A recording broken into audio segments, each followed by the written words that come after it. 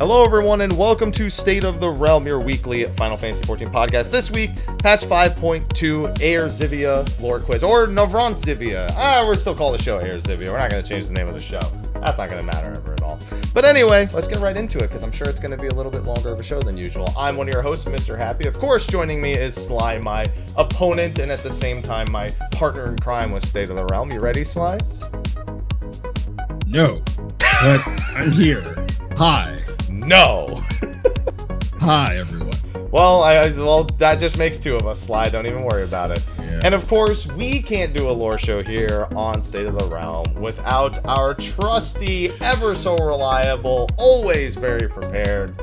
Here it comes. Ethys Asher, how you doing, buddy? How you doing? Is that it? Is that all you got?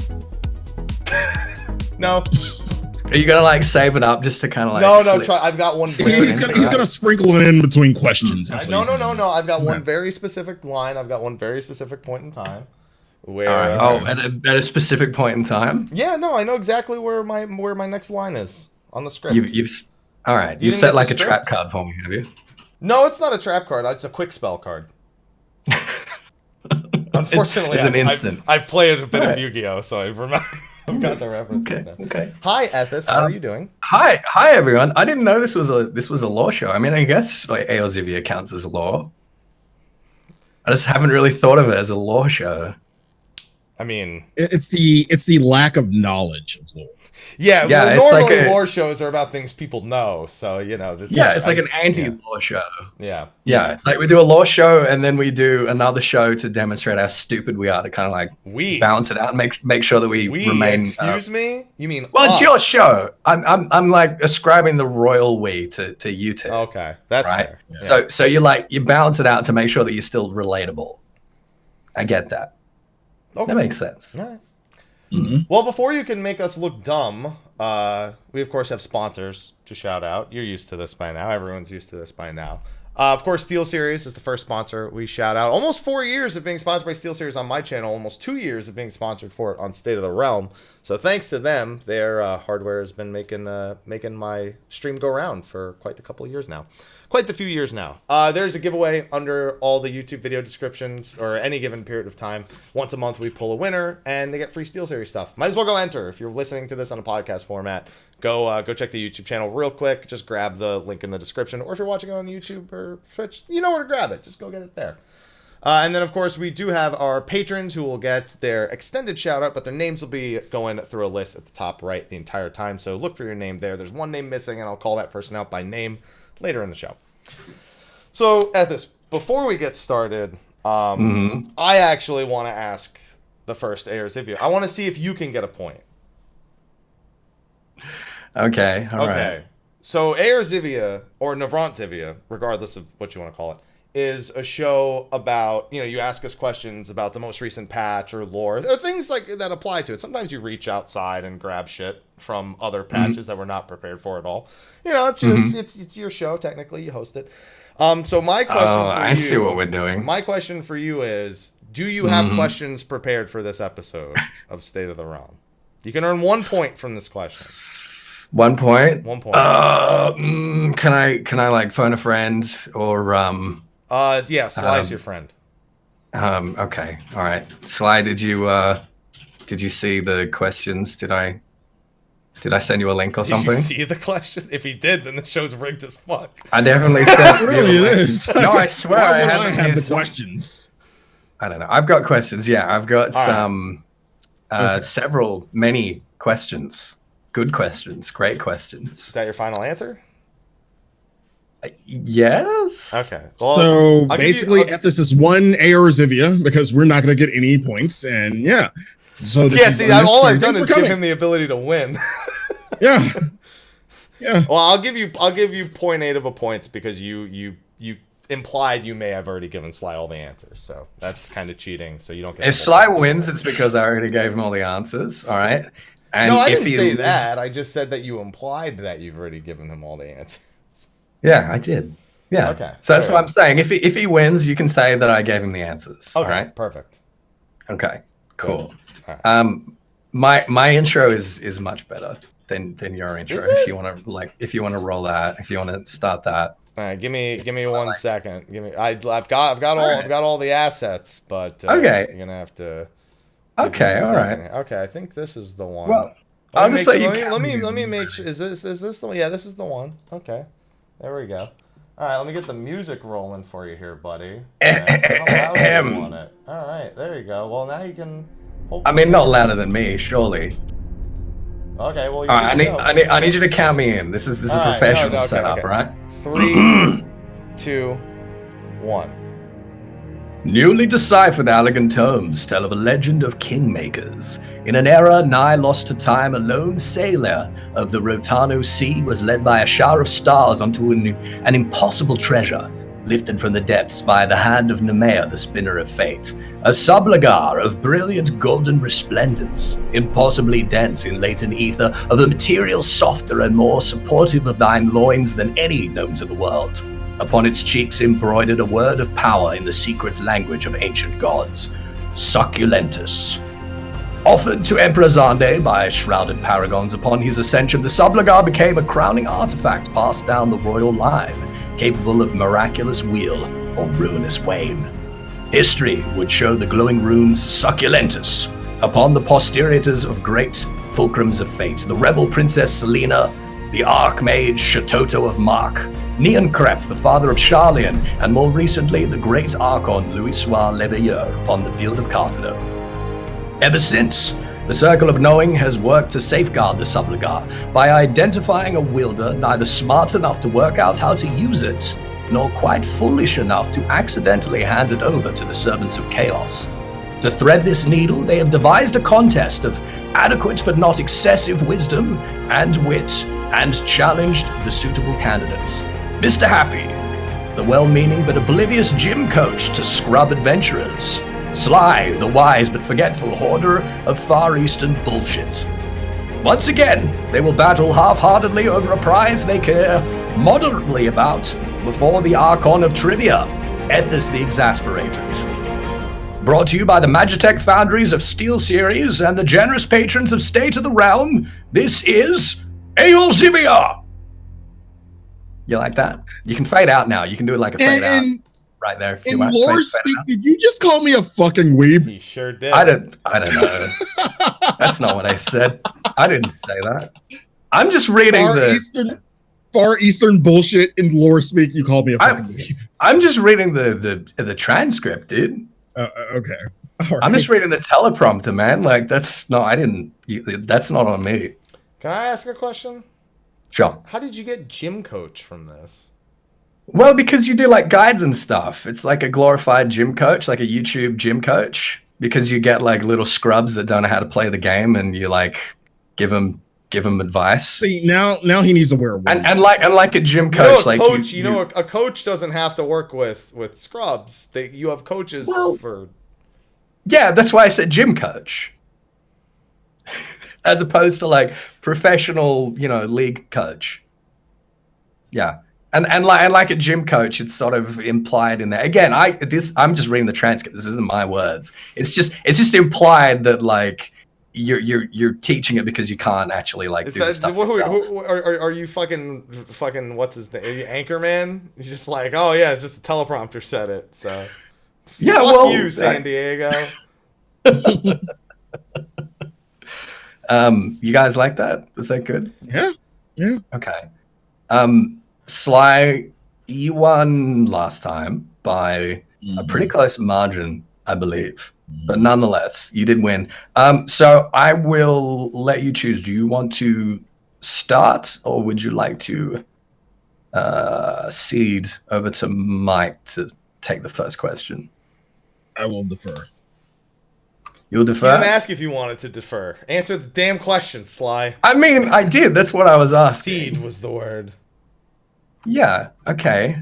So, Mike, are you prepared to take the first question? Well, if I say no, what, do you just give it to him? No. Then I'm just being polite. Who cares? I'm just being polite. You invite me on your show as a guest. I'm trying to call him a fucking weeb and me a gym coach. That's done. No, I didn't. I did no such thing. All right, okay. And you've both done your homework, which I'm glad I've done some of the homework. I did the homework. I was ready on Tuesday. For people For anyone who's listening- wondering, by the way, the reason we got that joke in the beginning is because Ethys showed up 30 minutes before the show on Tuesday and went, I did. I did do that, yeah. yeah. Mm-hmm. But we love him, so we've forgiven him already. We just needed to I appreciate that. I appreciate that. You won't be saying that in like 5 minutes time, but I do appreciate it. I mean, I was going to fucking lose regardless of whether when I did it, so it's, you know, it's him who's going to hate you more than me. Mike, this first question is for you. I want you to tell me what happened to Gaia's parents. Gaia's? Gaia's. Okay, just making sure, because Not Gaia's. Gaia's, yeah, just making No, sure. I want to know what happened to Gaia's parents.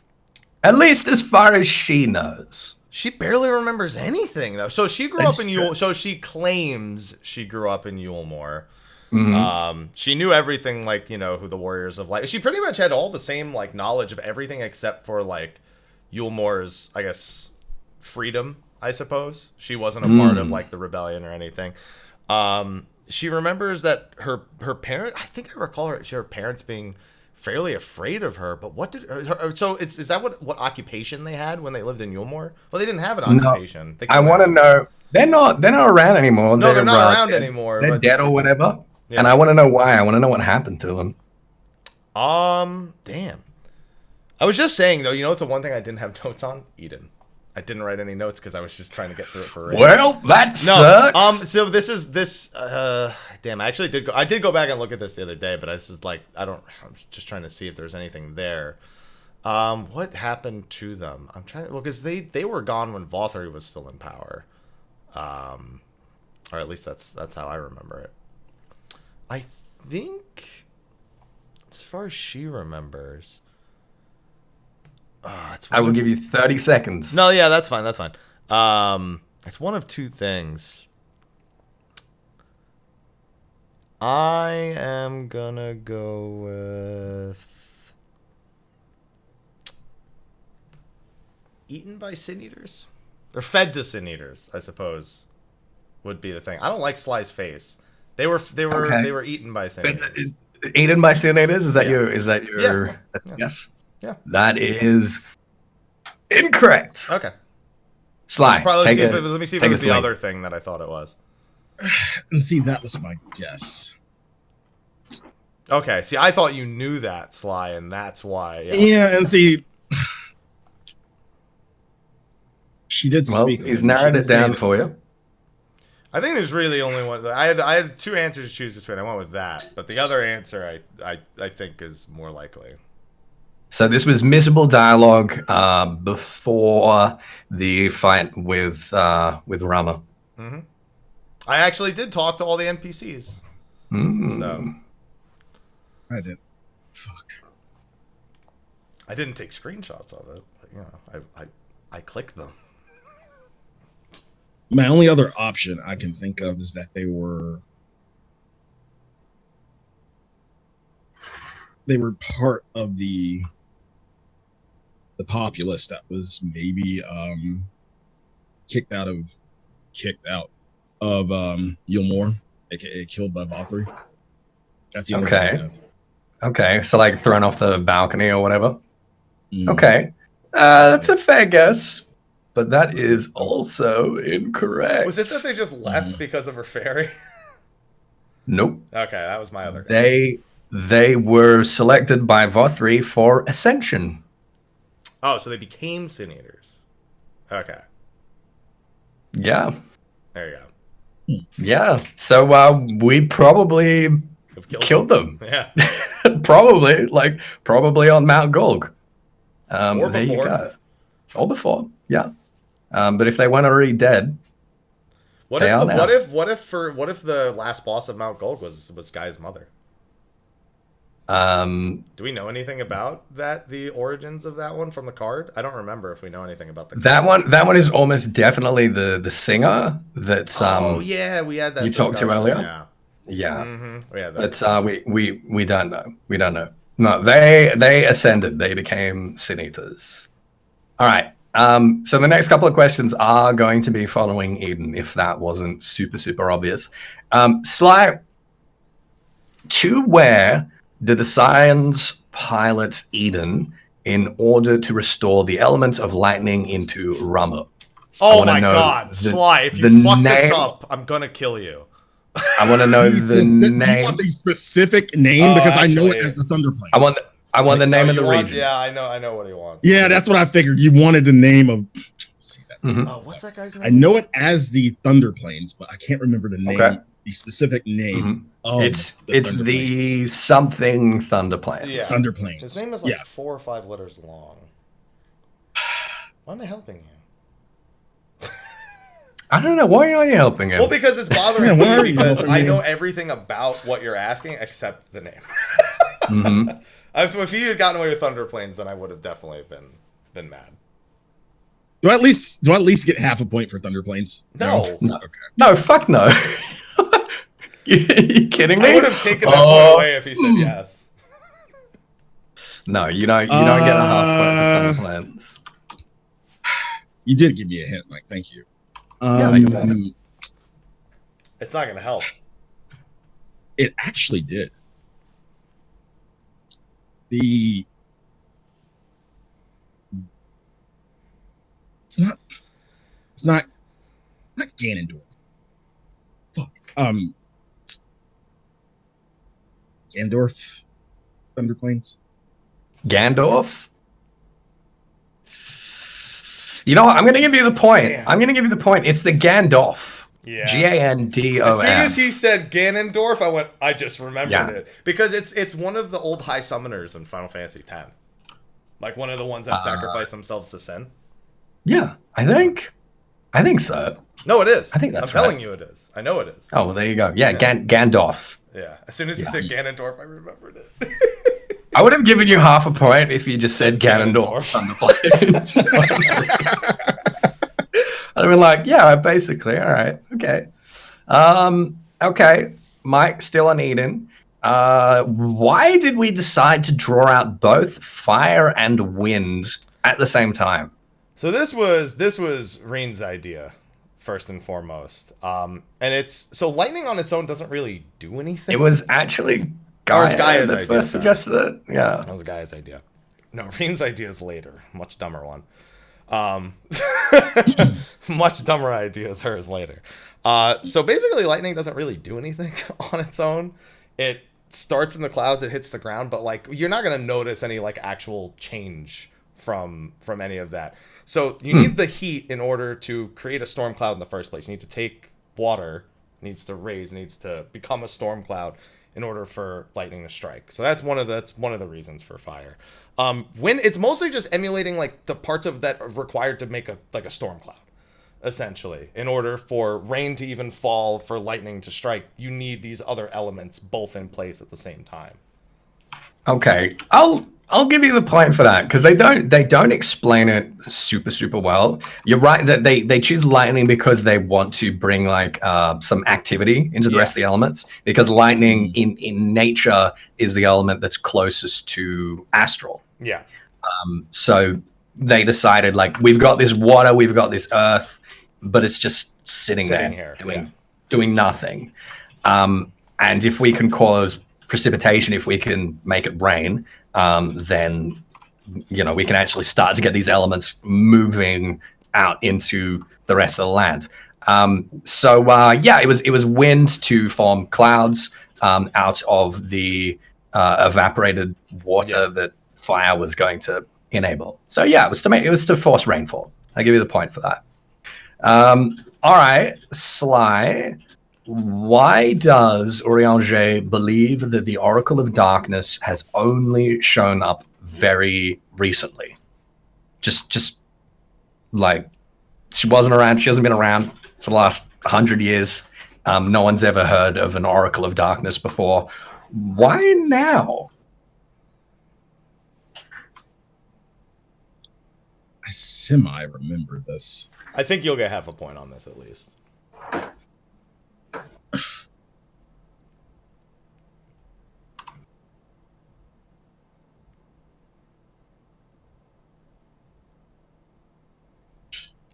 Because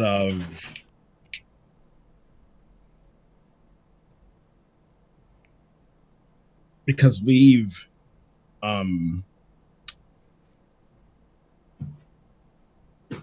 I want to say because we've brought back the dark, we removed the light, we've killed the Sin Eaters.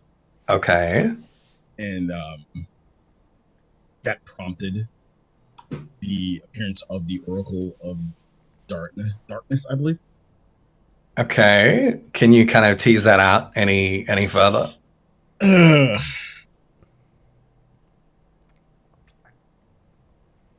So what is it about that process that would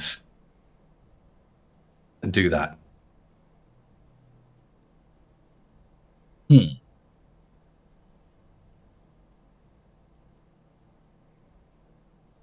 Eden itself? Well, Gaia wants to get rid of Eden, I think. That was her original, I think, purpose, was get rid of Eden. So I can't go any further, I'm sorry. I'll give you a half point. Okay. You're so nearly there. Mike, do you want to try to add anything for the other half? See that I think what I was gonna go with still wouldn't have even gotten half a point, because I was remembering the conversation with the fairy and Gaia. Eventually, the idol of darkness comes to existence to display how dark and light kind of like control each other in a sense. Like essentially by the darkness existing drew the Sin Eaters to the idol of darkness and gave it control over them. So I was going to reverse engineer that and go, it's a two-way effect with Eden. Eden essentially does the same thing and draws the darkness to it. But that's not the reason why the Oracle of Darkness showed up. That's just kind of why the fairy probably got a hard on and started trying to attack. So I think as he said, obviously to let the darkness flow, all the light was kind of preventing the dark from it, not from existing, but essentially all of the elements that are astrally aligned, they essentially couldn't exist, I suppose, in this flood of light, in this light enriched land. So now they can. I'll give you the other half point there. You guys are basically on the money there. So basically, Gaia as the Oracle of Darkness, she's got this sliver of Zodiac's power inside her in the same way that, Minophilia and Reen did with Hydaelyn. But because of the complete pervasion of umbral ether, it was suppressed. Zodiac's fragment on the first shard was basically chained. Like it couldn't do anything. He had no influence over the first. And when we restore Night, his influence sort of returns. And at least, again, we're talking about Urianger's theory. Yeah. Is that when it awoken, it affixed to Gaia and was, as we know, immediately attracted to Eden when Eden was reactivated. For what purpose, we don't know yet. But yeah, you guys get a full point in between the two of you. Nice, good teamwork. Well done. Don't You're both laugh. on 1.5 points. Be proud. Don't laugh. No, it's nice. It's nice change of pace. Teamwork. Who's Mike? It's Mike's. Okay. You kind of touched on this one before. Someone else had a much worse idea than the Rainfall idea. Mike, why did Rain insist on becoming the vessel for Shiva? There's a couple already. So the one that I think Urianger says this. I don't think Rain says this. So ice is the element that's most closely aspected to astral or to umbral. Sorry. That's true. But she actually gave two reasons on her own. One was she wanted to teach Eden like how to do everything when they were gone, like because she was afraid that like as soon as they fixed it, that when they left, it would just all go back. Like Eden wouldn't know how to handle it, or Eden would just reverse the effects. Like we have to teach Eden how to control these elements. But she also had this semi-belief that because of the method with which Shiva was summoned through a vessel, that it would help the actual summoning itself. So her reasons were twofold, and then Urianger made the observation that ice was closest aspected to umbral. or to the left. Okay, I'll give you a half point. You're missing one important aspect of this, and I want to see if Sly can maybe fill in the blank. But I've already given my Was answer. it the fact that she was afraid that, like, if left alone, once we like do everything, like Eden itself would be out of control, like could possibly go out of control. So, like Mike said, she wanted to kind of like usher Eden in to like kind of train it. I said that. That's true. That's true. But that's part of what Mike said. He's got the half point for that. I'm trying to like talking into myself. So you're right. Basically, she thought that Eden will draw ether from the land, but it's only under our control that we convert that ether and put it back in. So Eden naturally left activated would probably just roam around absorbing ether into itself, like a primal or a void scent or whatever. And she wanted, I don't know how she thought that was going to do it, but she wanted to sort of like train Eden in how to sort of, rather than just hold on to that ether, like channel it sort of through yourself into the land. That was one part of it.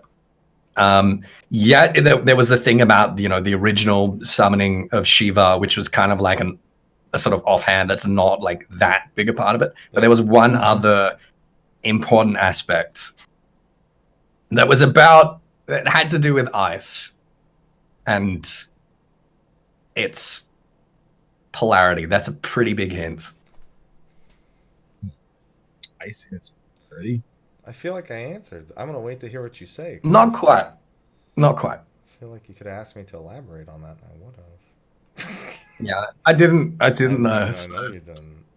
It's too bad. Ice. I'll give you 10 seconds. Yeah, I honestly can't remember. No. I've got nothing.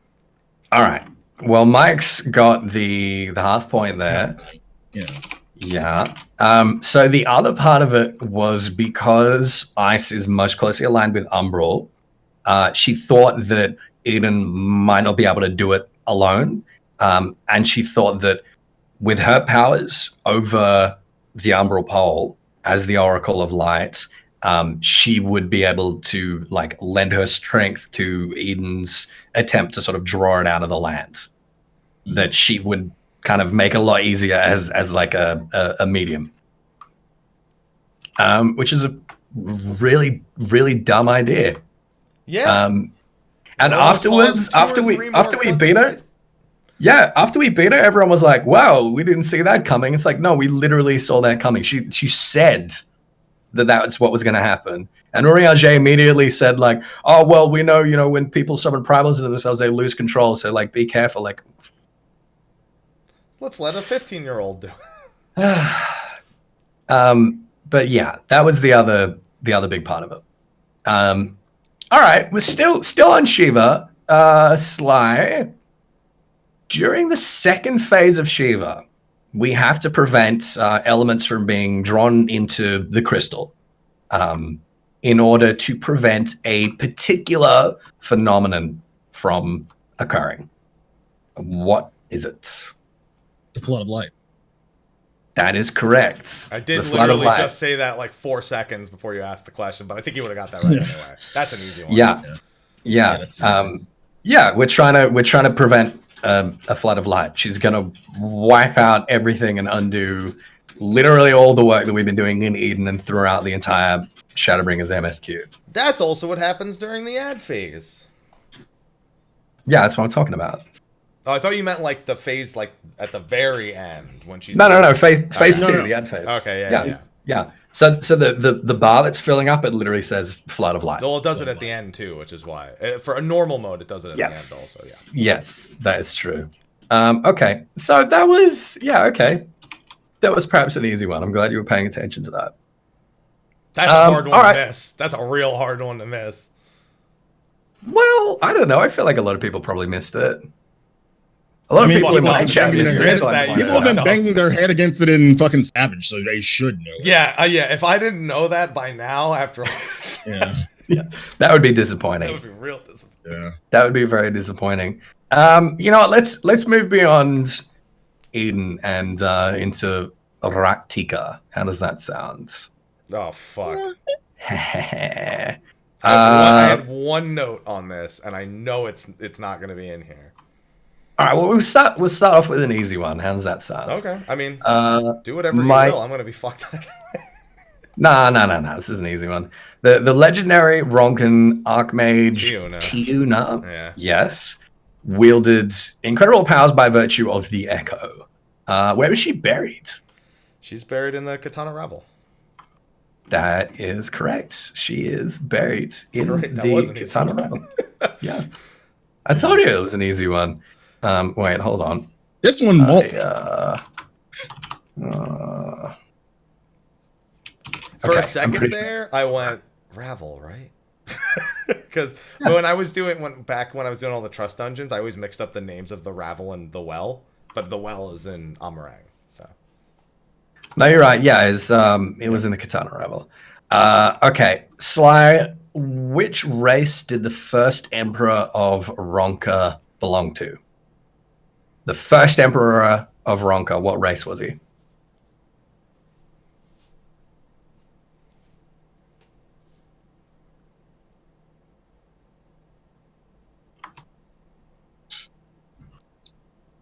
It's hard to score. These for the.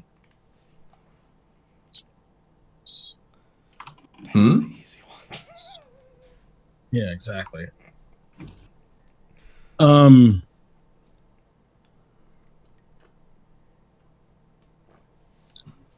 I mean, I can only guess based off the races that we do have. I want to say that he was I'm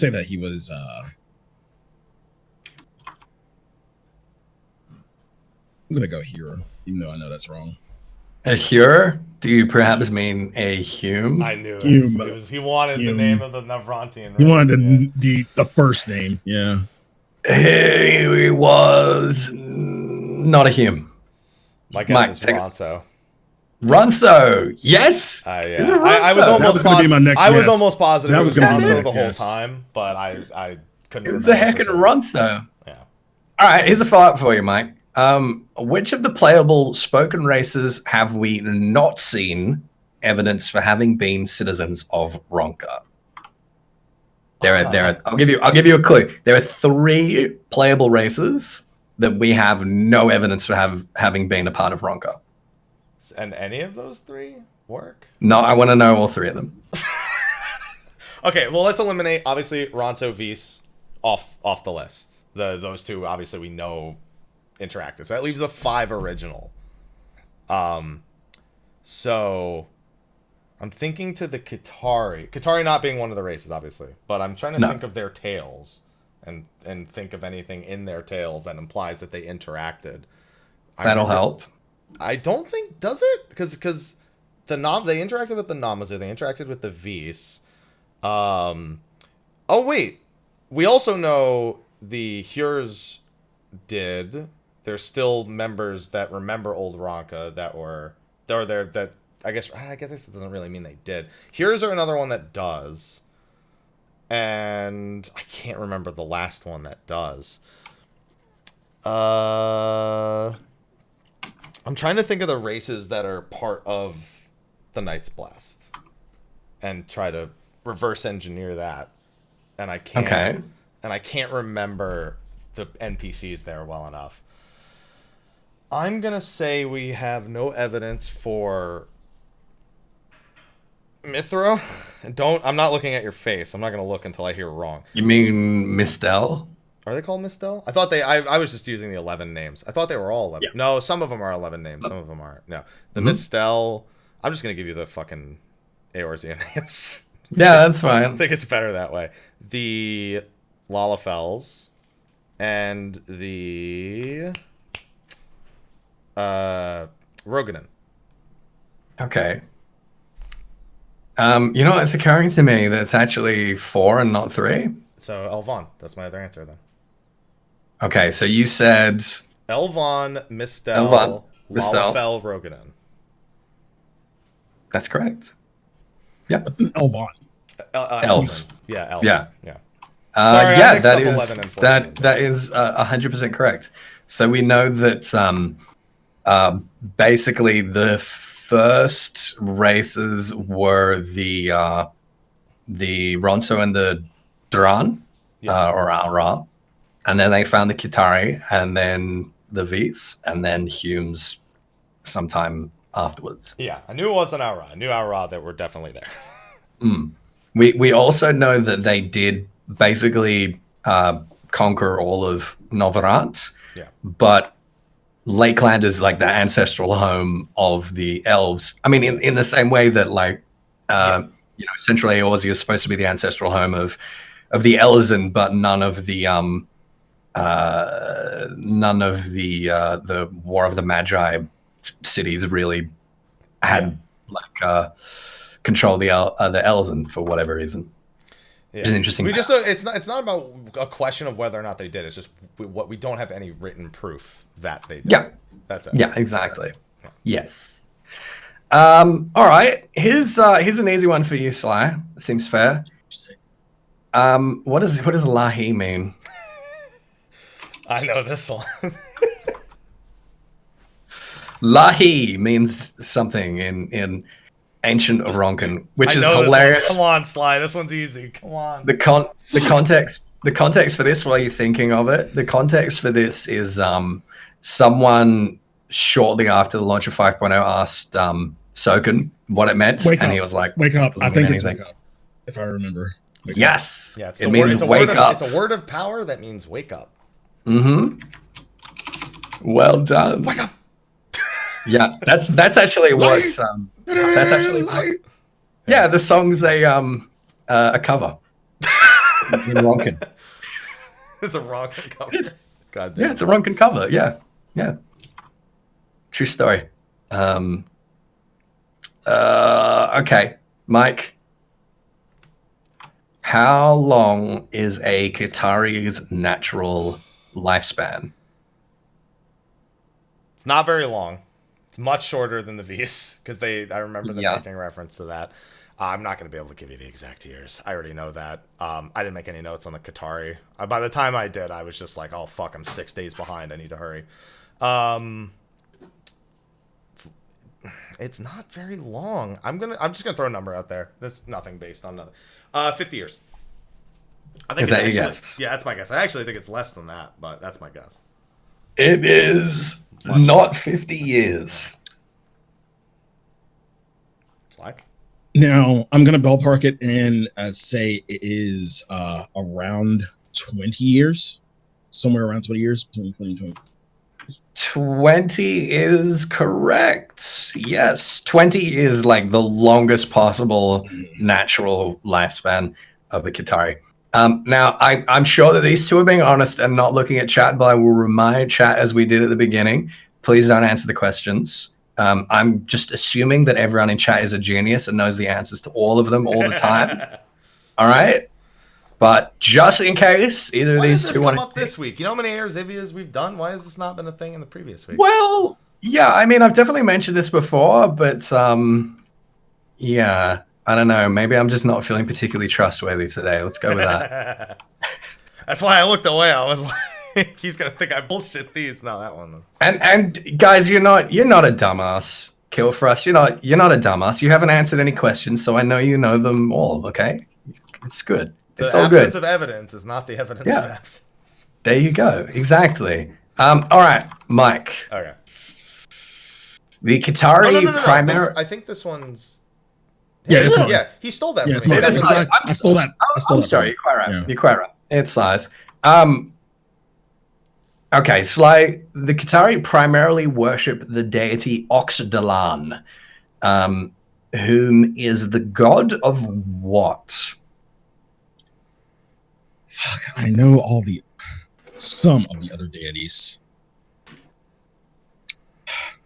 You're in better shape than I am with the Kitari, probably, Sly. Okay.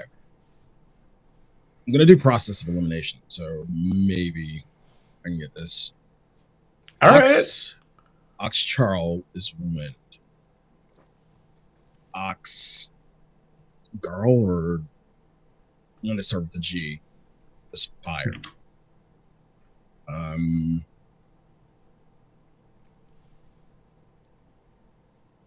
There had to be one for water. I don't think it was him. What was the name again? Oxtalan. And you are correct. Oxgatol is the keeper of flame, and Oxcharl is keeper of the wind. Mm-hmm. I just figured it out, I think. I don't want to say it's something as simple as knowledge. That seems kind of arbitrary, but seeing that they all have like an element attached to him. I think there's one for the harvest, but he's not one for the harvest. So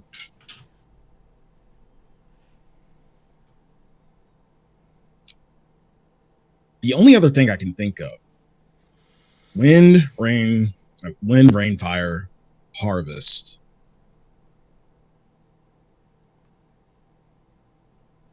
Actually,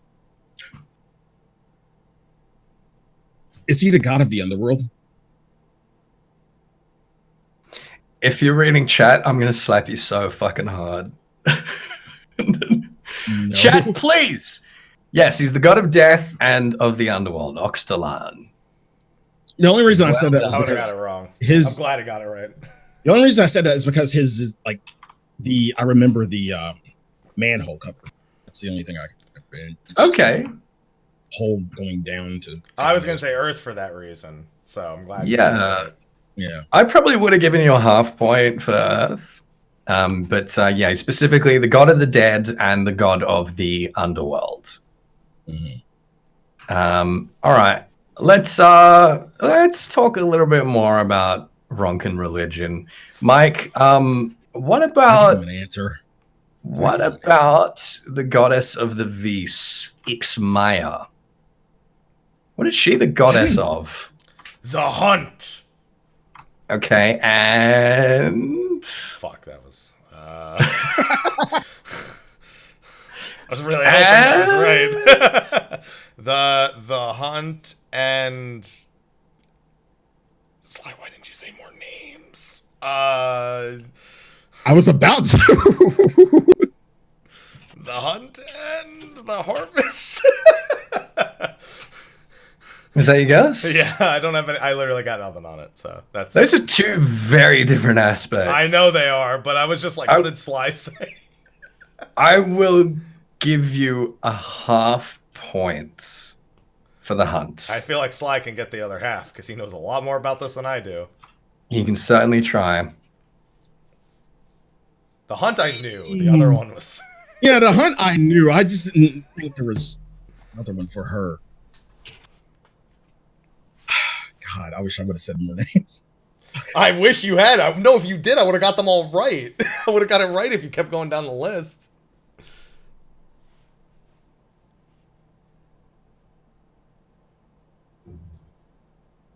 And you said harvest, right? Yeah, it's not harvest. Don't say not harvest. harvest. No, it's not. I literally It's not just started thinking of things you said instead of using my own brain. I'll give you a clue if you like. It's a very Hellenic goddess. Oh, that wouldn't have helped me. Harvest is He actually knows the names. This is the difference in studying at this. When he says he has more to forget, this is what he means. Yeah, and see, that's the thing. You said Hellenic. Yeah, very Hellenic.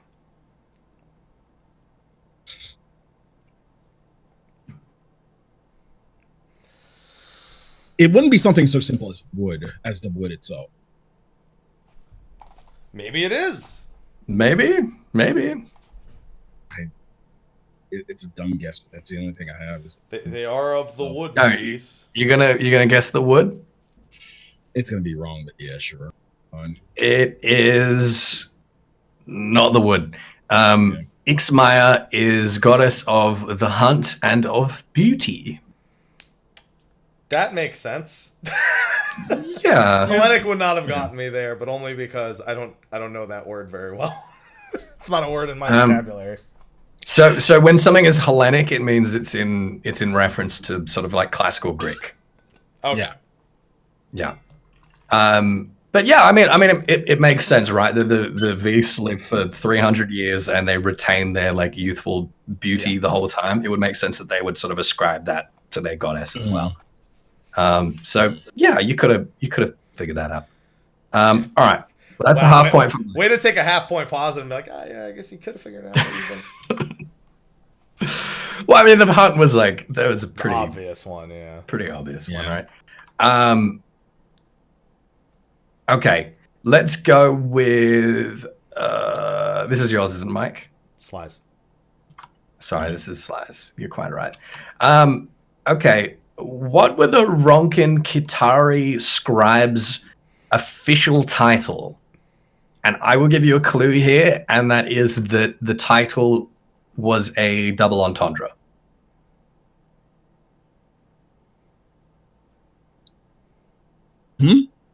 Double entendre means there's two meanings. No.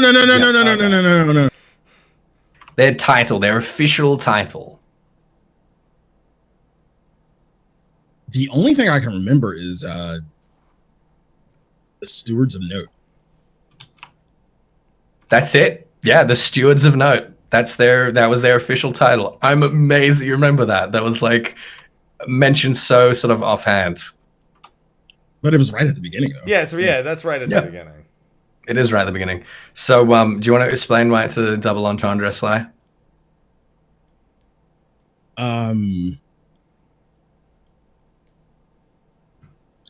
Well, it described two duties I think they had. Well, it didn't describe two duties. It was more. Okay, I'll explain it. They're stewards of note in that they make notes, and they are the stewards of those notes that they make. But they are also notable stewards in that they're good at what they do. I didn't remember what the fuck. That is so. That is like some peak Koji bullshit right there. I love it. It's so good. And I think that I want that to be my new title. Ethys, the Steward of Note. A steward never of take note. that title. No, you're the Steward of Note. I'm not the steward of note. I'd like to be a steward of note. That would be nice. All right. That was you just got that right off the bat. Well done. Okay, Mike. One more Ronkin question. Okay, just lay it on me. Fuck it. Okay. Whichever interpretation you choose of the Qatari's history regarding the Namazu, both agree on one significant point. What is that?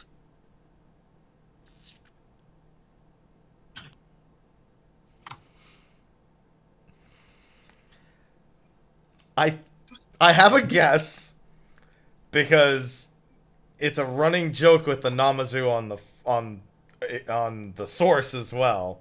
Mm-hmm. But this is in no way based on me actually knowing the answer. That they would be delicious?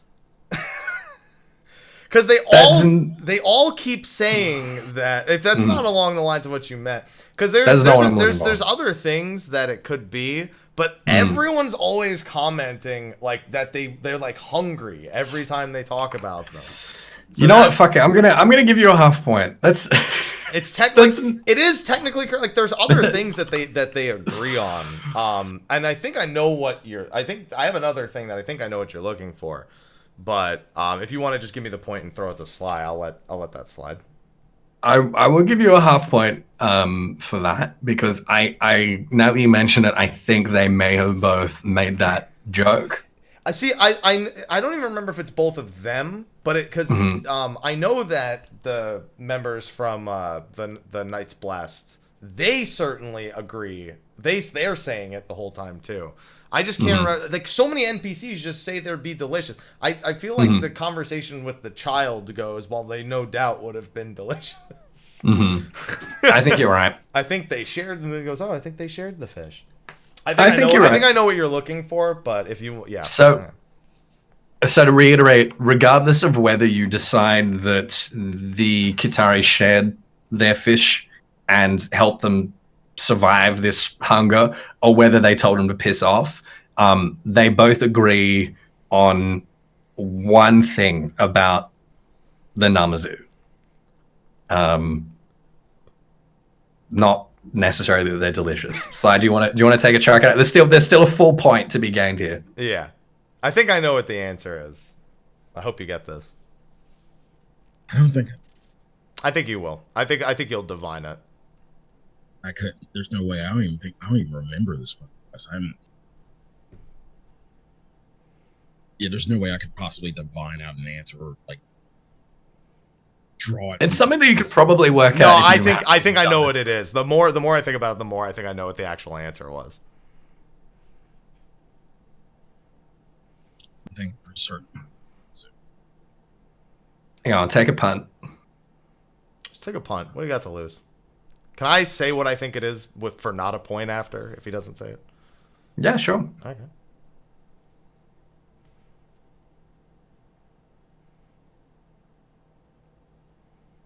I mean, they are. Just throw something. Come on. They're not of the world or something. I don't know. Shard. Oh, they're from another shard? Yeah. That's fucking wild. That would be wild. Yeah.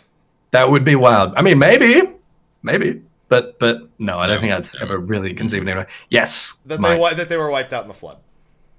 Yeah, that they're almost definitely extinct now. Yeah. Like regardless of whether they helped them or not, they're all fucking dead, and it doesn't matter. Yeah. Okay. Oh, thank God for that. I'm gonna give myself like an invisible point. Okay, you can just save that one for later. Yeah, if he's winning by half a point, I'm gonna pull that one back. You can try. You can certainly try. Yeah. All right, Mike. No, his. Yes, it is. I don't know why I can't. Because he keeps being the one. My brain's not working. Because he's trying to get the other half of the point, and then it goes back to me. Right, of course. Yeah. Okay. We are going to head over to the MSQ for some questions now. Does that sound good? All right. Can't wait to get them Sly, wrong after doing that. Why are there Ondo in the Anamnesis Oneida? Because of Bismarck. I mean, they were moved they're a separate tribe of Ondo. God, I forget their name now. But the Benthos. Thank you. The Benthos, because of Bismarck's first, I guess, movement, he displaced the water, and it caused the Benthos to, they were a separatist group, and I'm trying to talk this out. Forgive me. That's all right. They were displaced from Bismarck, and they're kind of looking for. They're trying to survive basically, and they started raiding houses and whatnot off of I guess Alpha Gilmore, I guess, and one other place because of Bismarck that they found was an Anamnesis, and they moved in and they started tinkering with the. That's why we see them in Anamnesis. They started tinkering with the creation technique. So, in a way, Bismarck is one of the reasons. It's I tried to talk it out. I'm sorry, I couldn't. Okay. No, you talked it out pretty good. Can I try to get the other half? you got a half point there if you're happy to take that. Yeah, go ahead. I'm trying to get to it, but I can't. So there's all right. So there's one big thing I think you were looking for. It's that the queen needs to spawn, and they need the water. So he's talking about the displacement and how they didn't have any food, but the queen needs to spawn because they're planning to invade Yulmar.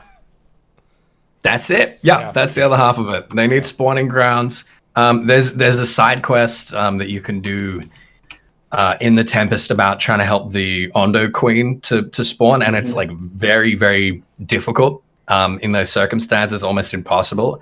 And the Benthos Queen wants to spawn just a whole bunch, a whole freaking army, so they can go and invade Yulmore and take revenge on the Finless ones for what Bismarck did. And They because just kinda they have blame no food, everyone. they kind of need to anyway. Yeah. Yes. All right. Yeah, well done. Teamwork. Hell yeah.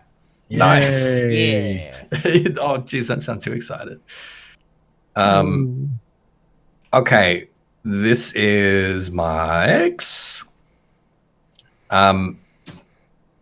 This one's too easy. Why did I even this question sucks. Okay, It's too so how easy. about this? See how hard it is for us, and if it's hard, give us a point. If it's not, then do a different one. No, because then we'll end up with an odd number of questions. So you just got lucky here on the coin flip. How about that? Let's do an odd number of questions, so that way, if we answered all of them correct, there'd be a majority. We won't answer them all correct, but I'm just saying, doesn't that matter? No, there has to be an even number of questions. All right. Here's a point for you. What are the names of the Hume and Galgent Crystarium guards that have decided to become warriors of Alliance? Is it Thaler or Thaldr? It's Thaler and Vonard. It is Thaler and Vernard. Or Vernard, sorry. Yeah. Vernard. True story. Vonard, My notes had that, and whatever. I was positive you were going to ask it. That was one of the things in my notes. And you know what? With that free point, you guys are tied on 7 points. Cool. I thought I was doing better than there you that. go. That's fine. Actually, you got a lot of the wrong. I thought he was. At the end. You got a lot of the wrong. No. You still have that invisible point. So Yeah, I got the invisible point. I'm holding on to it. Okay. All right. Well, we're tied, and we've got 1, 2, 3, 4, 5. Okay, we got about 10 questions left. Oh boy. 6 comes after 5, not 10. Yeah. 1, 2, 3, 4, 5. You got 10. Yeah. Okay. Well, I just counted the other. I just look. I I made an estimate. All right. I made a heck of Give an a hard estimate. question now, please. Yeah, you can have a hard question if you like. Thank you. This one is a little bit tricky, actually. Okay. When asked about his motivations, whose will does Elidibus say he works to fulfill? He says, to fulfill the will of blank.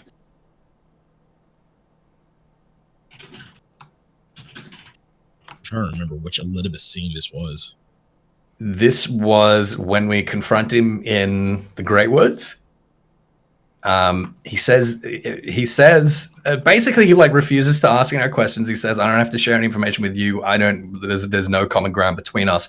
But when we press him on his motivations, he says basically something along the lines of, I merely work to fulfill the will of blank. And it's a bit of a throwaway, but it is potentially incredibly significant.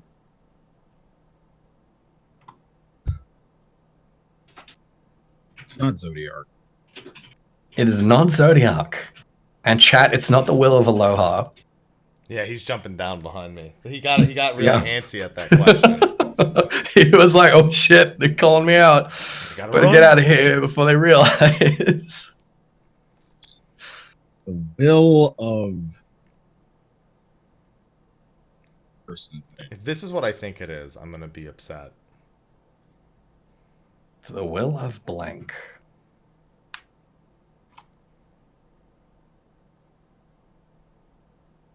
It's not the Will Smith. No. Oh, that's hot. That's hot. The Will Smith. It's a dumb guess, but it's the only thing I can think of, and I'm trying to remember. I might this will be wrong, but the will of Hydaelyn, I think. No. That would be fucked up. That would be fucked up. Is that your guess? Yeah, it would be. But no. Okay. Well, it's not the Will of Hydaelyn. That would be fucked up, and I feel like we would definitely all remember that.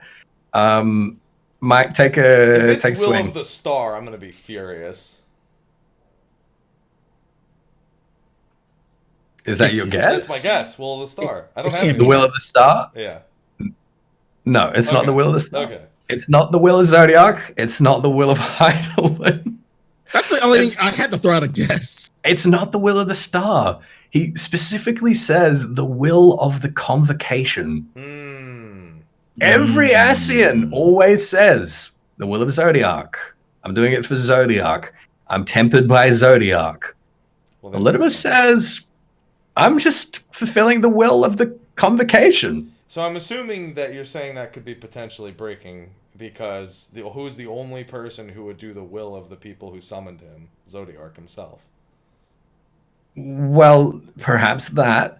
That is one interpretation. The other is that all of the Ascians were tempered. The Ascians that summoned Zodiac, but the current Elidibus, as Urianger speculates, was elevated to the position after the summoning of Zodiac and is subsequently not tempered. And has no obligations to Zodiac. His obligations are to the convocation. Whose obligations are to Zodiac? Whose obligations are to Zodiac? Yes, but it means that all the problems that we've had of not being able to find any common ground or being able to sort of change or convince or demonstrate anything other to the Ascians than the course they're committed to by their temperance is not true of Elidibus. He just really wants to see the fucking world burn. Possibly. But either way, it was like a throwaway line that is just has a lot more weight to it than I think most people realized. So there you go. There's something to think about. Here's another one that kind of went over some people's heads in 5.2. Whose is this? This is Mike's? Yeah. Okay. So the Scions are struggling to figure out Elidibus's plan, but he already revealed it. He talked about his plan in a scene revealed to the player at the end of 5.0. Yeah. So what's his plan? Warrior of Darkness, they call you, huh? Well, then I will summon Warriors of Light. Yeah, okay, but he's already done that, and we're still wondering what his plan is. So what's his plan? Thought that was his plan. Well, obviously, that's the means to the end. He's trying to upset the balance again. He's literally teetering it back the way we just unfucked it. Is that your guess? That's my guess. He's trying to fuck our unfucking by teetering the balance back towards light. No, I can't give that to you. Damn. Sly, you want to take a shot? Can't give me the unfucking.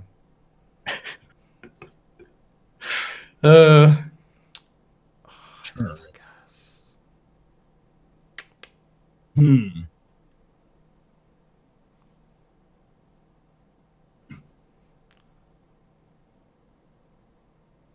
I think is it something, you're not going to answer this.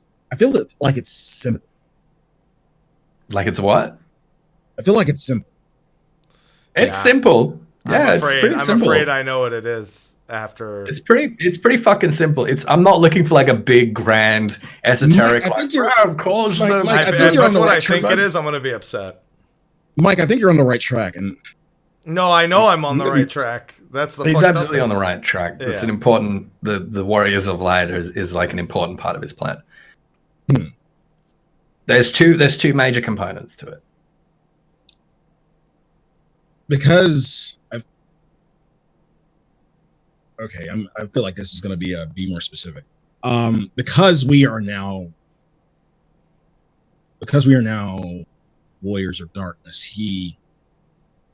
He's creating Warriors of Light to counter us. Okay. Be more specific. Bring it a little bit further. You're like you're like a bee's dick away from getting a half point. A bee's dick. I believe that's called a stinger. Yeah, I mean, everyone knows that pee is stored in the stinger, right?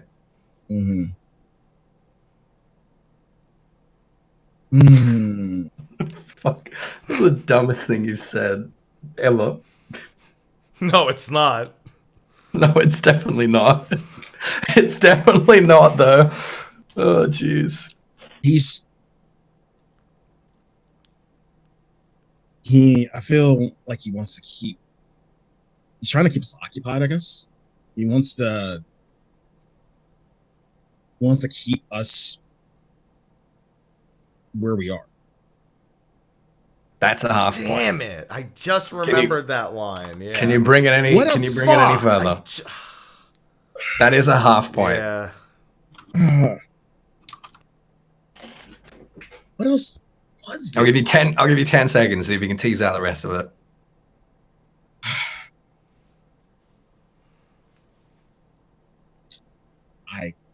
Three, two, one. Ding, ding, ding. All right. So for the first part is to keep us and our companions mired in the first. That was the way he phrased it. As you said, basically to keep us where we are, keep us distracted, keep us sort of like contained. The second one was to fucking kill us. Yeah. With Warriors of Light. He wants the Warriors of Light to kill us dead. Step 1 is bringing Warriors of Light onto his side. Step 2 is presumably turning them against us and having them fucking murder us. That's his plan. He revealed it at the end of 5.0. Remember when we know how we talked about? Wait. Oh no, hold on. Remember at the top of the show when we made fun of you for taking questions from patches that aren't the current one, but they apply to the current one, and you said you didn't do that this time. Yeah, but this is something that should be at the forefront of our minds, the current one, and I think it's important to talk about. Because like there's so many people in the community that are speculating about what Elidibus's plan could be, given that the Scions are trying to work out what his plan is, and he's already told us. So it's really important to hit this nail. I mean, there's no answer left, Sly. I see. You look like you're trying to figure something out, but that's it. Us. That's it. Let's go on to the next one. Yeah. Yeah, and this isn't like making assumptions or extrapolations or speculations based on what Elidibus said. Elidibus literally said that that his plan was for us to die at the hands of these Warriors of Light. So there you go. All right. Next question, Sly. Okay. Oh man, this one's gonna suck for you. I'm sorry.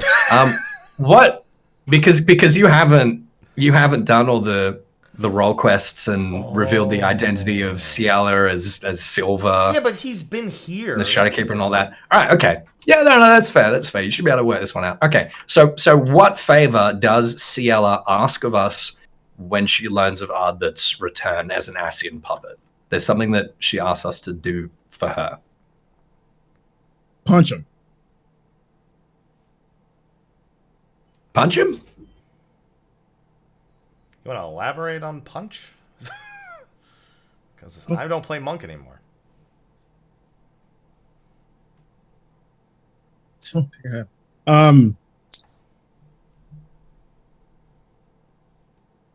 I actually remember y'all having this conversation. We did, because I made fun of you for not having it done yet. Yeah, we had this conversation like 2 weeks ago. Yeah, we did.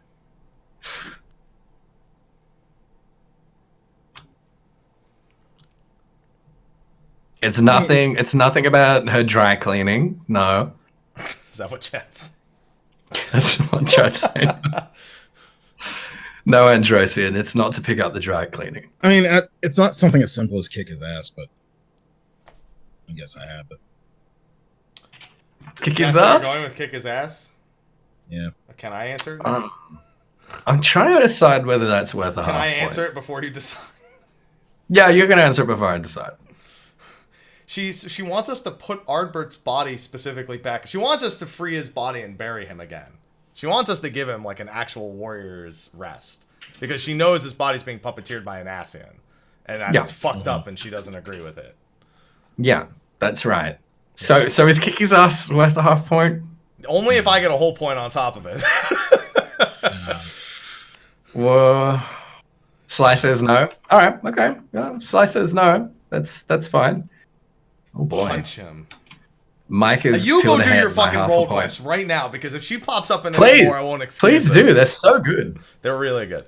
Which ones haven't you done, Sly? Oh, you've only done the DPS, the physical DPS one, haven't you? Yeah. I never. It's a good. So I at the risk of you asking another question about this, I have not gone back and watched all the other ones for the non-Sylas scenes. I'm pretty close to the healer one. That's the next one that's probably I'm gonna do. The other ones are not as interesting. Okay. They're just like them kind of wanting to call in us and be like, hey, what the fuck's going on? And us explaining to them, and they're like, oh, that sucks. Good luck with that, basically. That's the face. That's what Granson's face says in the trailer, at the very least. Yeah. It seems like he doesn't pretty really... much. Good luck. Yeah, pretty much. All right. Mike. Hi. Hi, how you doing? How you feeling? Less dumb this time than the normal Eorzivia. You're winning by a half point. I know I am. Yeah, that's crazy. That's you guys are doing really well. That's why I didn't want him to get the half point, because I knew we would have been tied. This isn't a super easy one. You guys are doing really well. I'm proud of you. I'm proud of my boys. Proud is a strong word. It is a strong word. All right. So the Exarch, he has the power to fuse his soul with crystal. That's kind of what that whole, crystal towel fusion thing is all about. Yeah. He's been trying to imbue this power upon spirit vessels for the Scions through magical means. No success so far. So what is his next proposed solution? What does he want to try now as of the end of 5.2? This is the scene where he goes, right? Mm-hmm. Or grabs his arm. Fuck. I mean, I have an answer, but I actually don't think it's right.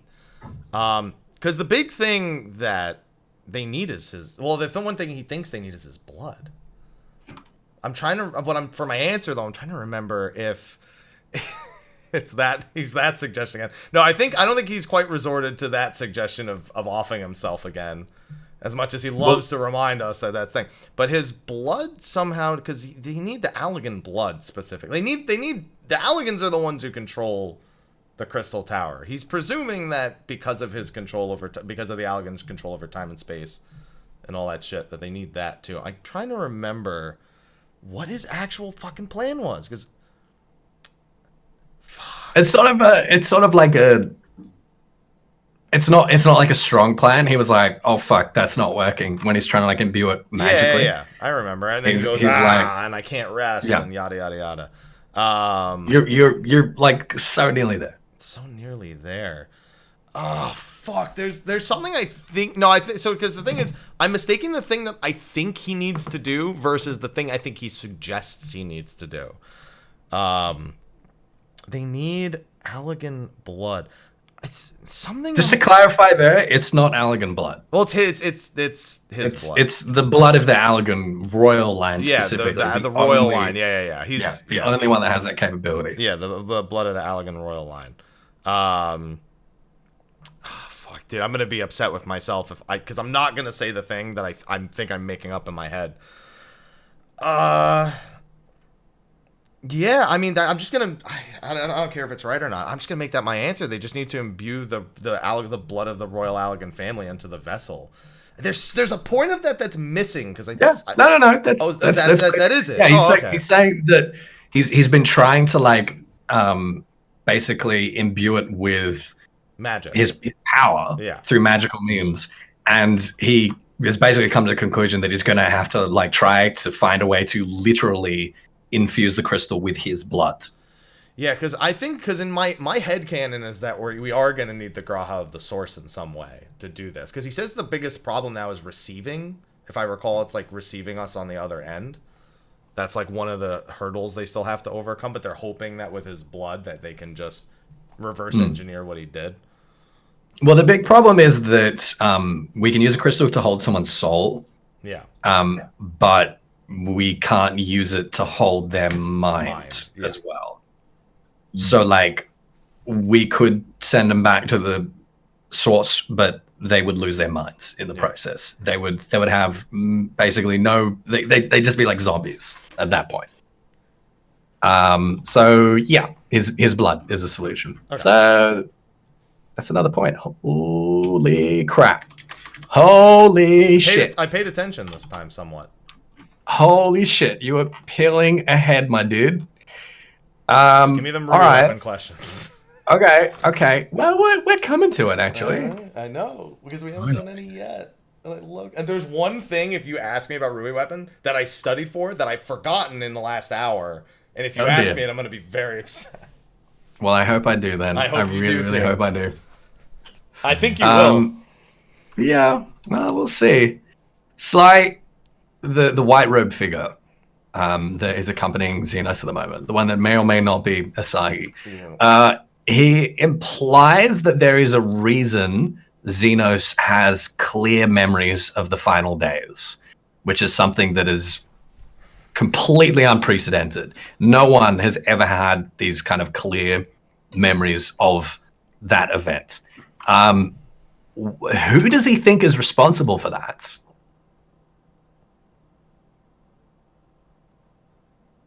He mentions someone or something by name, like quite specifically, when Xenos tells him about this memory that he's had, this dream that he's been having for as long as he can remember.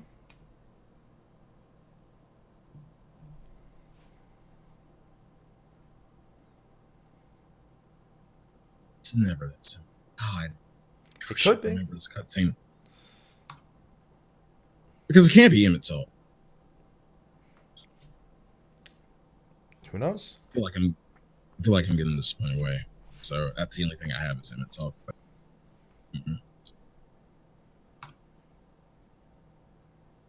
Is that a guess, or are you just kind of like thinking out loud? I'm thinking out loud, but that's gonna be my guess. Guess is Emmett Selk? Yeah. Emmett Selk is not it. It's correct. Yeah. It's Emmett Selk. Because he's born. He's literally, He says, could Emmett Selk have found a way? And then just sort of like stops himself before he says. That's the only link I have. Because they're blood.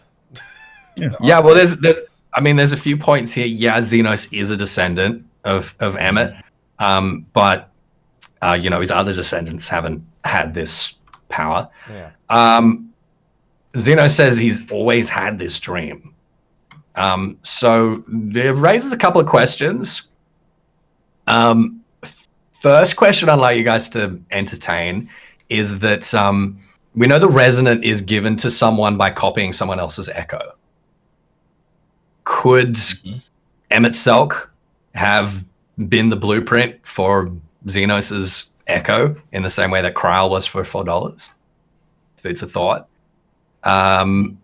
Has Emmett sort of subsequently somehow worked out how to either create or restore an unsundered person? Is Xenos perhaps, resonant, like rejoined a full ancient person and has these memories that he's starting to have of this ancient person that he once was? Is Xenos maybe a wholesale copy of Emmett Selk himself? Yeah, that's what I was leaning towards. Yeah, food for thought. Again, another one of those things that was kind of mentioned very like offhand and innocuously in 5.2 that is probably going to have a whole lot of weight to it in the next part. That's correct. That's a point for Sly. Well done. Okay. That is it for MSQ questions. I've got just a couple of Ruby Weapon adjacent questions, but before that, I've got just one diadem question. Mike. Fuck, of course. Mike? That's a diadem question. I've spent 75 minutes in there. Let's see if I can. It's not too hard. It's not if you spent 75 minutes in there, you've definitely learned this already. I promise you. No. Who designed the Aetherimatic Auger? How in the fuck do you think me spending 75 minutes in there would part that information upon to me? You should know that if you've spent 5 minutes in there. You should know that if you've unlocked it. I would know that if I spent 5 minutes looking at any of the text. Yeah, exactly. 75 minutes of hitting a node doesn't mean I've read. What is the Etherimatic Auger? It's a rocket launcher. Okay, that's correct. So who designed the Etherimatic Auger? Unfortunately, I have now 2 guesses now that you've actually made me say that out loud. And now I'm doubting both of them. I'm gonna... oh, fuck. Don't tell me. Well, I'm just gonna... Because I don't know the answer, I'm gonna throw a guess that has no bearing on anything, so it can be wrong. But Cid. Cid is incorrect. Figured it was. Cid did not design. He's got much better things to be doing with his time. I'm not convinced of that with him. Touche. Fucking touche. Sly, who designed the Etherimatic Auger? I have spent no time in Diadem, so I have no idea. But I am going to piggyback off Mike's guess. That's a good idea, I think. Please do. Jesse? Yeah. There were only 2 people I could guess. It was going to be Big Spencer Jesse were the other people in my head. So okay, so that's 2 wrongs. That's not that's 2 wrongs. I just want to remind you guys that Ishgard has like a resident fucking Magitech expert and a Magitech manufacturer that may or may not teach us how to fucking machinist. Yeah, no, I know about the machinist guild. And may or may not be the brother to the dude that is in charge of the restoration project. I mean, I was going for machinist guild. That's what led me to Cid. Yeah, that's not it's super not. No, gosh, this is such an easy question. The Etherimatic Auger was designed by Stefanivienne de Heyenat. Dude, even if I had remembered who it was, that name would have never stuck in my mind. I would have given you a half point for just saying the Machinist Guild dude. Honestly. It was Stefanivienne, who is Francel's older brother. See, Francel was where I was originally going to start, and then you made me answer what's a rocket launcher. I was like, well, Cid could make one of those. Yeah, Francel, that's not really his area. Cid had no time, so I was like, Jesse, maybe. She has all the time. I cannot imagine that in Jessie's character. Like, she After dealing with Omega, you don't know, man. Might have fucked with her head. Yeah, well, that's a fair point. That is a fair point. All right. Okay. This is Sly's. I hesitate to call this an easy question. I think I know what it is. Is this a Ruby weapon? Yeah, this is Ruby weapon. I think I know what it is then. Awesome. Sly, I think you know what it is too, Sly. After that last one, there's one question both Sly and I are 100% confident is on this. I'm so reluctant to call this an easy question. All right, okay. So, Sly, the 7th Legion's anti-icon War Machina are piloted by a handful of Alrau orphans that were unofficially adopted by Gaius Van Belsar after the subjugation of their province. What are their names? I don't want to know their names. I don't care about their names. I do not care about these characters. I want to know what the name of their province is. Where do they come from?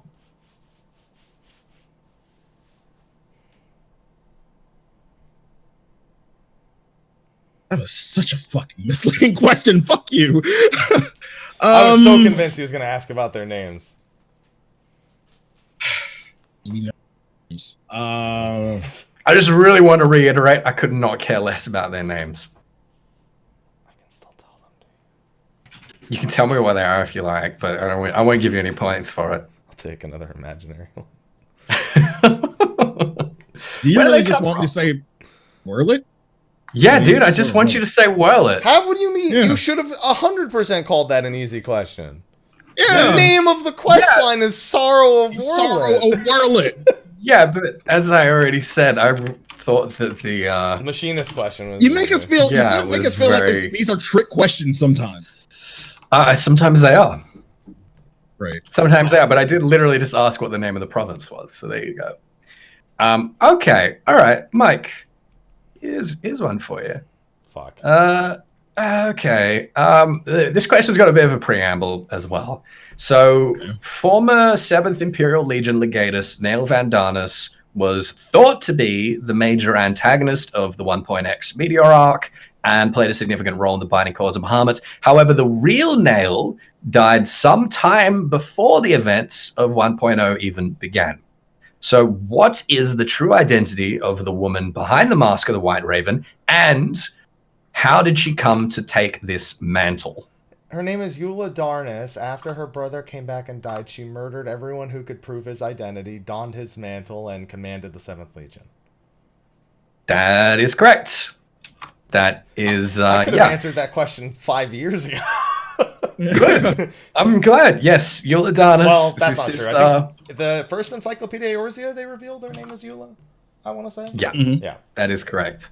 So, for no points, how did Nail die? How did Nail die? He went off to a battle that he was assigned to, and he came back and he succumbed to his injuries. Yeah, basically, their father sent him on a suicide mission. Yeah.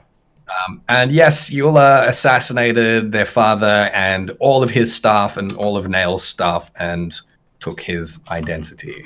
So that is a point for Mike. Holy crap. I don't know how this has happened, but we are on the last question. Mike is on 10 points and Sly is on 9.5 points. If there's a question I'm fearing so much and I don't want it to happen. Oh god, please don't let it be that question. I don't think either Sly or I will get it right if it's the question I think it is. No, this is not a terribly hard question. If that last question was easy, then this question is also definitely easy. Okay. Congrats, Sly. Sly, after whom is Nail's halberd Brad Amante named? Who was Brad Amante? Nail's loved one, or yeah. Okay. Yes, I will give you that point. I am going to add a half point here for a potential tie. Tie. What does a tie accomplish? Yeah.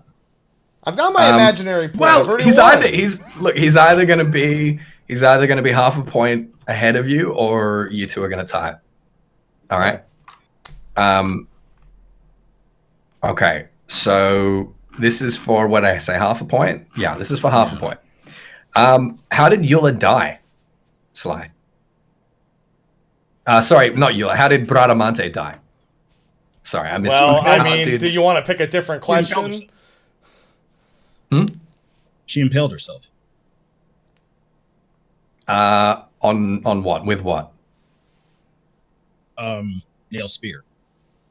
That is correct. She impaled herself on Nail's spear. Right, that was as soon as she learned that he died. I knew all three of those. Damn. Yeah. I wish you'd ask more Ruby weapon questions. I didn't study for any of that. Yeah. So Eula basically named the halberd after Brad Amante because she figured that if she was going to be Nail, then she wanted Nail's betrothed Brad Amante to be with him.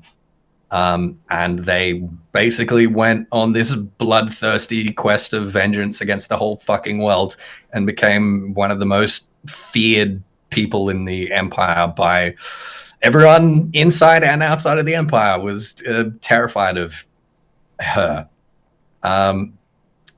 Holy crap. Bro, I studied their names. I studied their hair colors, which is especially difficult for me. I studied the name of the stupid fucking thing that the guy uses to make Ruby Weapon Extreme. And I was so afraid because I forgot it before we, I couldn't commit it to memory. But what you should have known. Nothing about Ruby Weapon itself. What you should have known is that I absolutely fucking love Eula Darnus and that I was going to ask questions about her. Because that was, I thought you were gonna. That should have been obvious. I thought you were gonna ask like, how did they actually summon Euladarnis, or like just I don't know. But we don't know.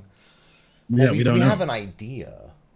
Yeah, we have an idea, but we don't know. We just know about the. It's stated pretty explicitly how they got from A to B. Well, I mean, we don't know how they got the data. Is the thing. I mean, we have a pretty fucking good idea how they got the data. I mean, there's only one place they could have. Yeah, there's certainly. It hasn't been explicitly stated. And yeah, as for like the Aura kids, I don't find them compelling at the moment. Gaius is just daddy.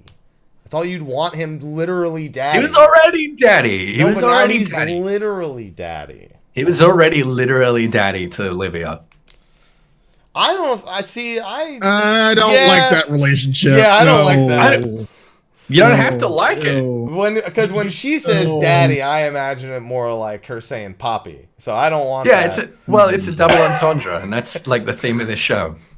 I don't know, like you don't have to like it, but that's what the relationship was. Like he raised her, so and he fucked her.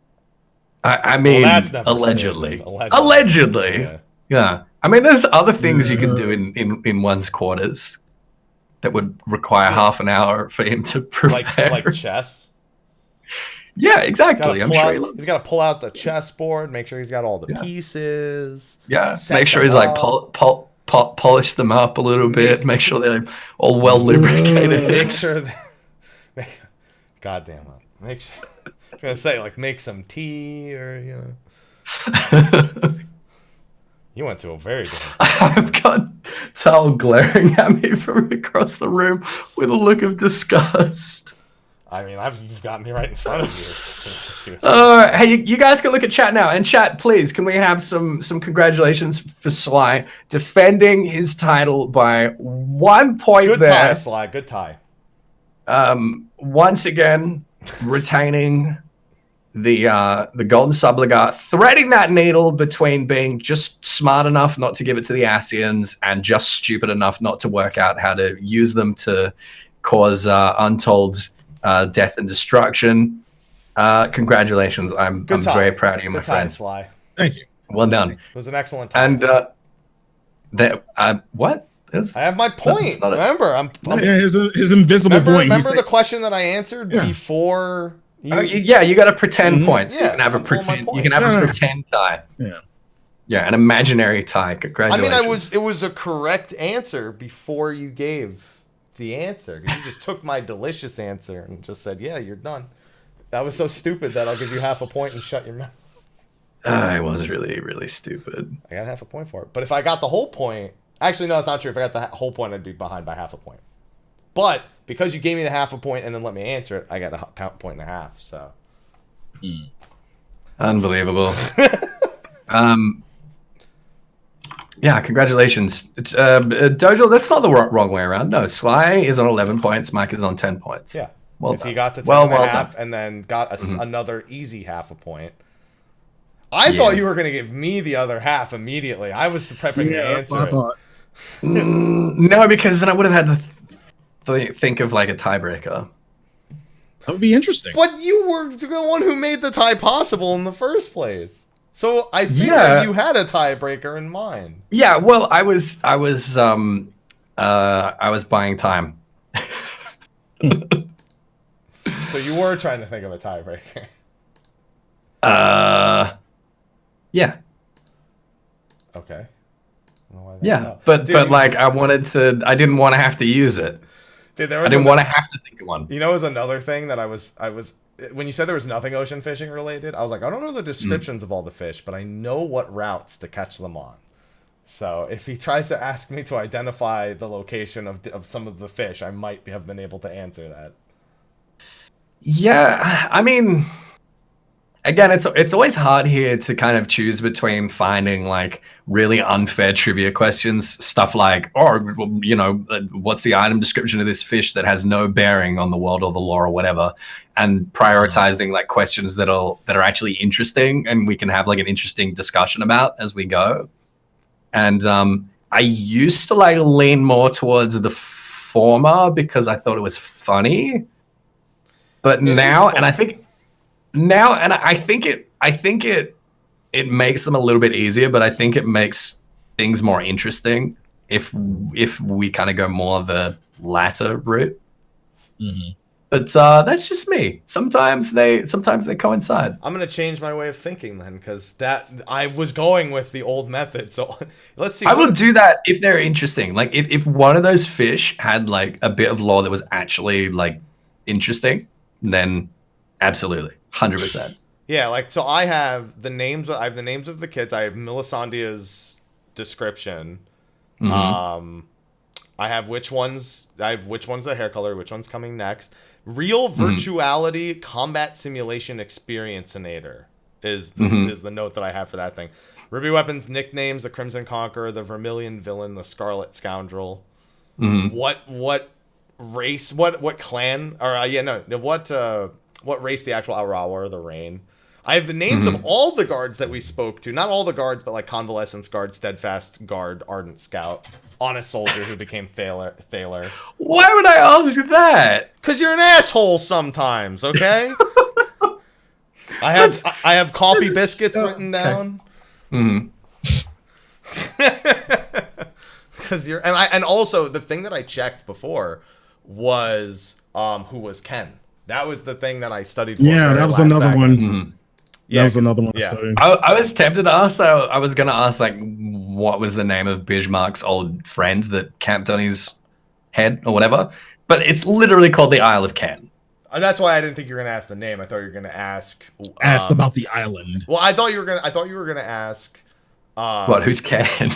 Well, no, like who was Ken to Bismarck specifically? you guys know my mate Ken? That's what Bismarck says. That's the question. Have you guys met my mate Ken? Have you guys met my mate Ken? Oh, Kenny? He was in Street Fighter. Why are you doing British? No, I'm doing you. Always goes back to British. Well, that's Aussies. Thanks for watching, everyone. I guess. Yeah. I suppose is it that time, or is there something from the questions we want to discuss? How many total questions were there? 20. We had 26, I believe. Because we got 21 points between us, so I was trying to figure it out. I think it was 26. Yeah. Okay. What were the five? What were the ones we didn't get right? We didn't get of the star or of the convocation. Yeah, of the convocation, you didn't get that. What else did we not get? We did get the Emperor was Ronso. The Namazu we didn't get technically. That's my imaginary point. Yeah, all right. Fair enough. Fair. That's exactly what it is. That's my imaginary point. Yeah, okay. That's the all right. That we didn't get. We didn't get the last bit of Elidibus's plan. Yeah. There are a lot of like half points that we didn't get. Yeah. I was thinking of like whole questions we didn't get. There weren't many. I think it was just those two, the convocation and the star. Stefani Vienne, we didn't get. Yeah. That could have been an easy one. Yeah, most of the questions we got like at least half a point, which is good. It's impressive. We didn't get Guy's parents either, the first one. I got half a point on that, didn't I? Nope. No, I didn't get anything on that? Nope. No, you thought they were they got eaten by a Sin Eater, yeah, and then it was that they were ascended. Yes, which is pretty fucked up. I mean, it was going to be fucked up no matter what. It's Yulmore. Yeah, but I mean, they could have just, like, left, you know? Yeah, it's like, dude, this girl's crazy. We got to get the fuck out of here. She crazy, man. Yeah, but them leaving Yulmore is like, come on now. Who leaves Yulmore once they've had a taste of that sweet meal? I'm just saying, not very many people. I'm so mad about that. Mad about what? They're just like no one there seems to have had much of a crisis over the fact that they've been eating people for the last 30 years. Eater. Yeah, which is people. But they became Sin Eaters first. Yeah. They're like, oh no, we've been treating people like shit, but they're not like, oh no, we've also been eating them. I mean, you can only have so much remorse. Yeah, I guess if you're that sort of entitled, then I suppose so, huh? And they're from Yulmore, so yeah, there you go. They were for 100 years quite the batch. Quite the batch. All right. Well, I don't think there's anything lore related at this point. I'm just waiting for Bajra, man. I'm dying to get to the Bajra lore and everything for the relic, for the resistance weapons. I'm very, very, very excited for that. Guys, if you haven't done Return to Ivalice, please go and do it. Do not forget there's a prerequisite. Sidolphus got nerfed. What? Sidolphus got nerfed. Oh yeah, he got fucked. Yeah, Thunder God said, yeah. He literally got like his like back got arched up and his head got pushed down, and his ass is just up, and then 24 right. Fuck him. That's very descriptive. Thank you. That's very wonderful. Yeah, because like it was way too difficult as a barrier for people completing it. I don't know. I have no idea. But if by some chance that was the reason you hadn't done Ivalice yet, please go and do Ivalice because it's awesome and it is going to be a prerequisite for Bosya. So get into it. Get it done. Yeah, and then we get to see how Tartarus fucks with all this bullshit. Hopefully that's March 31st. I say that also hoping it's not, because Persona's that day. But yeah, that's going to be a hell of a week, isn't it? One way or the other. It's all right. We'll have plenty of time inside, I'm sure, by then. Yeah. Before we go down that road, thank you everyone for watching State of the Realm this week. We've still got a few more topics to talk about when it comes to 5.2, and then Sly and I have a themed month that we're going to be arranging. I'll be arrange, yeah. Well, because we always say we don't have shows, so instead of doing that, we'll do we have a themed month coming up where we'll have, theoretically, at least 4 shows that we can pan out. Yeah. Do we know what the theme is? No, not till we're out of topics. Not till we're out of topics, and will people know what it is. We still have a raid show to do. Honestly, I want to poke Ash for a crafting show, but I also don't think it's a whole show. A segment? Yeah, and also he has to be up at like ass ends hours. So when I ask Ash, we might have to record that off stream for his convenience, and then play it on a State of the Realm night. And even then, just a segment, so you can just chill. So we'll see. We've done that before with Ash because of the time zone difference. We won't do it with you at this. We'll just do the show earlier for you. Yeah. I appreciate that, guys. Thank you. You're welcome. Thank God for daylight saving, so you have more time in your evening. We've gone from like one extreme to the other. Me having to get up early in the morning to me having to jump on late at night. Yeah, if only you're just in America or something. Yeah, I tried that and it sucks. Yeah, I agree. It's okay. We agree. All right. But really appreciate Ethys for coming up with the quizzes and the questions and the very elaborate introduction, returning with some very descriptive details on his fellow co-hosts and competitors. I appreciate the opportunity. Thank you so much. Oh, it's an opportunity for us, I think. That's fine. And so before we wrap things up, though, before they start signing off, of course, we have to do our end of the show sponsor shout out. Of course, Steel Series is at the top. Reminder, there's giveaways under the YouTube videos for that. But of course, our patrons at the top right who have been scrolling the entire time. I actually took the opportunity right now because I didn't want to be looking on this monitor all too much to make sure that I was never reading the chat. Even though I minimize it, I can still see it technically through the overlay. So I like to make sure that that's not there. But I made sure to add it to the overlay after the questions were all done and answered. So we had a new patron whose name I said I would shout out, and I still will. We had Get the pluggers ready. Mincio Song of Siren. They were added as an elite sponsor. But of course, all those sponsors over there are appreciated. And your name I just added to the list. Mincio Song of Siren. And of course, we have our Patrons of Darkness as well. Your Subligar is actually covering them, so let me fix that and remove it. There you go. We got Khuja Cross on Jenova. And of course, we have Kurenai Oni, our 2 Patrons of Darkness. Hell yeah. Hell yeah, Pog. Thank you so much, guys. Pog! Bloody legends. Reliving my proggers. I got poggers. We got proggers. There you go. Thank you to our patrons of darkness. Thank you to all of our patrons. And thank you to all of you just tuned in as well. You guys are awesome. You don't need to be over there. Just because your name's not scrolling doesn't mean we don't love you. We just love them a little bit more.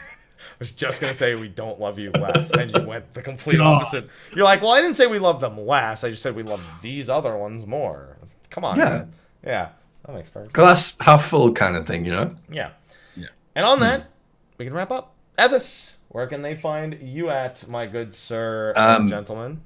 You can find me at YouTube, Twitch, Twitter, everywhere. Ethys Asher for lore content. Streams pretty much every day. And that's it. Like you guys know that by now. So if you don't, then hi, I guess. Welcome. Hello. Nice to meet you. There's the things. Sly, same thing? Yeah, pretty much. Yeah, I'm simple. But I did want to say one thing. I did want to say one thing before get into the whole spiel. Well, I'll go ahead and get to the spiel. You can find me at twitch.tv/Slyh, Akagreyfox. Find me on Twitter at Slythefox, youtube.com/thevelvetroom. All the other places, you know me. This week has been really fucking crazy. So, I mean, just outside and then all the announcements you're seeing. So really, the only thing I ask is, be safe. And while you are being safe, support your favorite content creators. These guys right here, support them. Like you can be their favorite. Don't just say us. No, explicitly said don't support him. Support me and support you. Do not support Sly. Otherwise, you're betraying his wishes. He just explicitly said it. Yeah, sorry, go support on. them and support your other favorite content creators too, because they are working hard to create the content for you while this world is like on the brink of destruction, somewhat. Yeah. So be safe, be kind, love each other, love your content creators, and just not Sly. It's not me. That's such a fucking weeb way to say the brink of destruction. I love you, Sly. Yeah. Mike, where can they find you? You can find me, Mr. Happy1227, Twitter, Twitch, Facebook, YouTube, and Instagram. Just kind of chilling, doing a little bit of 14. We checked out the new 11 content. It was nothing like it was described. It's not very interesting, to be honest. Not much of a surprise for 11. And then we've had Pokemon Mystery Dungeon. We got Animal Crossing. We've got 5.25 eventually. We've got more podcasts. My voice is finally back after it's been gone almost the whole week. So I can finally get back to making some YouTube videos that are way fucking overdue.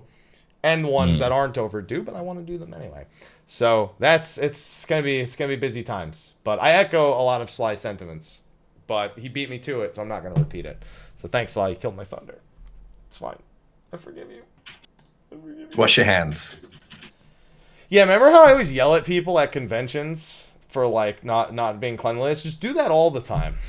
Yeah, all like every day. There you go. Yeah. No, okay, don't do that. That's an example of something not to do. Don't even pretend to do that. Jesus. All right, well, with that, everyone, we're going to move on over into a short post-show, and we will see all of you, fine ladies and gentlemen, next week. Ultros says bye. Aloha says bye in his new cat tower. He's just chilling.